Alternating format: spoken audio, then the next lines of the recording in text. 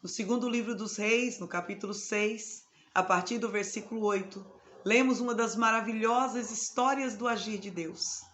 Lemos ali que o rei de Samaria intentava contra a vida do rei de Israel por diversas vezes e viu as suas tentativas serem frustradas, uma a uma.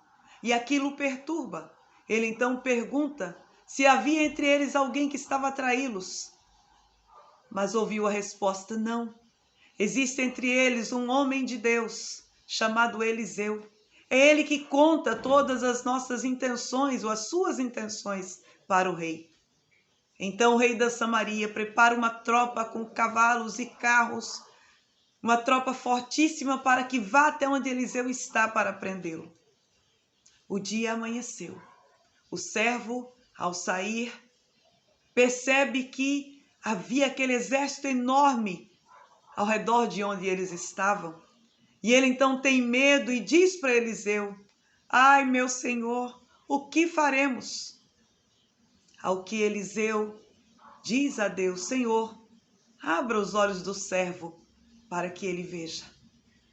Naquele mesmo instante, o servo de Eliseu tem os seus olhos abertos e vê que ali no monte estava cheio de cavalos e carros de fogo ao redor de Eliseu. Deus estava ali a protegê-los do mal. Nós precisamos entender que vivemos nesta vida, porém a nossa luta não é contra carne e sangue, como já nos afirma o apóstolo Paulo, mas sim contra os dominadores deste mundo tenebroso.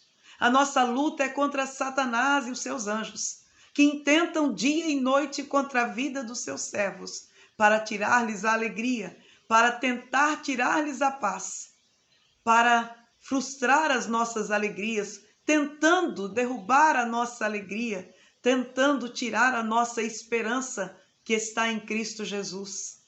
Muitas vezes, pela falta de discernimento espiritual, no nosso trabalho nós agimos impensadamente. Não prestamos atenção àqueles que estão próximos a nós, causando confusão, agindo sorrateiramente, agindo sutilmente, espalhando a discórdia. Muitas vezes na nossa casa não percebemos que uma palavra maldita traz uma celeuma, traz discórdia, separa grandes amigos, separa famílias. Na casa de Deus, quantas vezes questões são colocadas e as pessoas são separadas porque não tiveram o discernimento, não entenderam que muito mais do que aquelas questões que são visíveis, alguém está por trás, batalhando dia e noite, para tirar-nos o foco, para tirar os nossos olhos de Cristo e fazer com que nós venhamos a ter atitudes impensadas, irrefletidas e que nos levam a pecar contra Deus. Naquele momento, quando o exército então parte para cima de Eliseu, Eliseu então pede ao Senhor que os segue.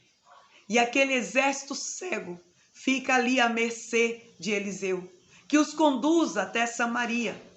E lá então os seus olhos são abertos diante do rei de Israel, que imediatamente vira para Eliseu e diz: feri-los-ei? Feri-los-ei? E ele disse: não.